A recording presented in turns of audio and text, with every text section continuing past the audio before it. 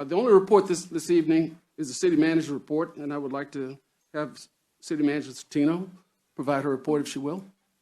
Good evening, City Council and citizens. It's my pleasure to deliver the City Manager's report for tonight, the 19th of December. As usual, we'll run through operations and services updates, talk about recent and upcoming events, and then move on to the future agenda items. First up, we did want to alert our community to the upcoming cold weather. If you haven't seen already, the bulletins about the freezing temperatures that are on their way with an Arctic cold front expected on Thursday afternoon. Temperatures are expected to drop from a high of 71 degrees all the way down to 16 degrees in a period of 24 hours.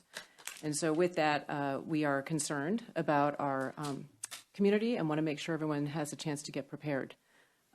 We are expecting those temperatures to stay below freezing for approximately 36 to 40 hours.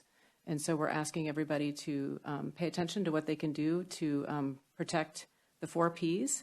That's people, pets, pipes, and plants. And so with people, of course, we want you to stay warm, get inside, and stay there if possible. If you need to go out, dress in layers, wear hats, gloves, an appropriate coat. Avoid overexertion because cold weather puts an added strain on your body. With pets, of course, prolonged exposure to forecasted temperatures and wind may be fatal to unprotected livestock and pets.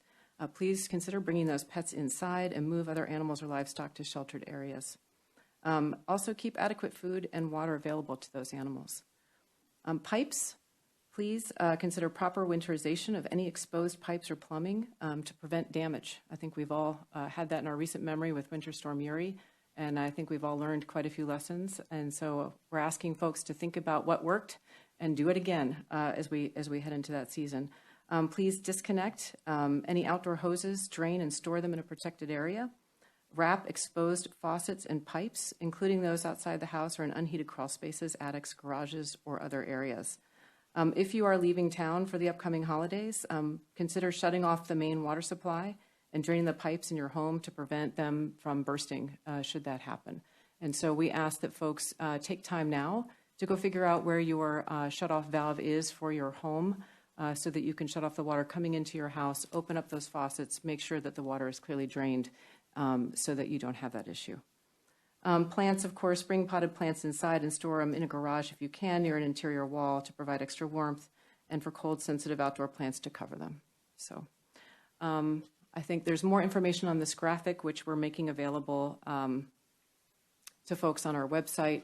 We're also, we have an alert bar on the city's website with this information. We are pushing it out through our social media, Facebook, Twitter, Instagram, and Nextdoor. There is also the option to sign up for Notify Me and Prepare Bellaire.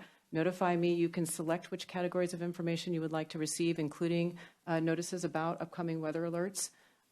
Prepare Bellaire will kick in under emergency circumstances. If there's a concern, you will receive a notice on that. So we highly encourage our citizens to go to our website to find that information by scrolling down to the bottom of the web page, or if you're on the mobile app, to scroll down to that too and find these registrations, because that is the absolute best way to get this information timely. So related, the city is working on, oh, is that my time?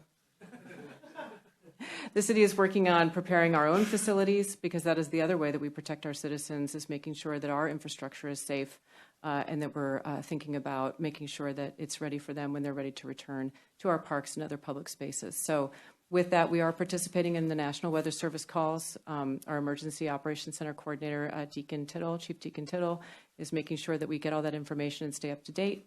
We're checking our critical facilities list with CenterPoint. We know that that was something we learned from the last time, that we thought we had that information on file, but we always want to make sure that they absolutely have it. So we're reaching out to them as well. We're also checking all of our contact information, internal and external. As I mentioned at our last meeting, we learned with the City of Houston that our contact information had gone stale. And so we've made that evergreen through our police dispatch and through other contact information of folks who are here today. We're also talking internally, who's the best person to contact for this or that service, so that internally we know where to direct those calls timely and we don't lose time in responding. We're topping off fuel for all of our generators and our vehicles. We're installing insulation and heat tracing on utility infrastructure to the extent we can. We're ensuring water tanks remain full and infrastructure is operational. We've already loaded sand in the dump truck and plan to treat bridges if needed. We've also loaded barricades onto a trailer if needed so that we're ready to go. We are in the process, we have and are continue to shut down our irrigation systems across our parks, our water fountains, and our bathrooms. So please, if you visit one of our parks on a cold day, make sure you use your facilities before you get there, because those doors will be locked to try to preserve the water and protect the pipes. The pools will both be closed Thursday noon and stay closed until Tuesday, reopening to be determined. We will keep those heaters on and keep things moving. We don't want things to lock up, but they will not be open to the public. We have wrapped and are wrapping external faucets and chiller pipes on the city buildings, and we will schedule to shut down the tankless water heater, which I understand ruptured in the last freeze. So we've learned our lesson, and we're just going to take it offline. The heat is scheduled to remain on in all city facilities. As you may be aware, some of them are scheduled to come down on the weekends, and we plan not to do that. We want to make sure that the facilities stay warm so the pipes stay warm. So again, thinking about our citizens, I'm sure you've heard before that a good thing to do is to keep your cabinets open if you're worried. If you lose power, you want to keep warmth to your pipes.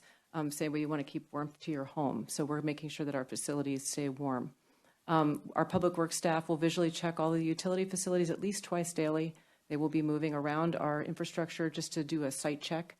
Because sometimes we aren't flagged by technology when something locks up or freezes or is broken. So we're just going to lay eyes on everything at least twice a day. The fire department is also backing up our other folks because they are here 24/7. And so they will be monitoring city facilities as well for any issues of concern and alerting us so that we can all stay in communication.